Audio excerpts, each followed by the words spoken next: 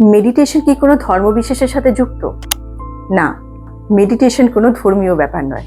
Meditation হলো একটি mental practice, যার মাধ্যমে আপনি নিজের মনকে শান্ত করেন, বর্তমান মুহূর্তে ফিরিয়ে আনেন এবং নিজের ভেতরের সাথে কানেক্ট করেন। তাহলে এখন কেউ প্রশ্ন করতেই পারেন, তাহলে এত ধর্মগ্রন্থে মেডিটেশনের কথা বলা আছে কেন?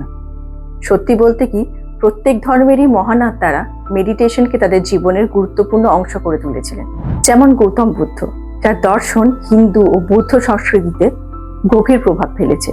জীবনভর তিনি মেডিটেশন করে গেছেন। ইসলামিক সুফি কবির বা হযরত আলীর মতো অনেকেই অন্তর্মুখী ধ্যানের কথা বলেছেন।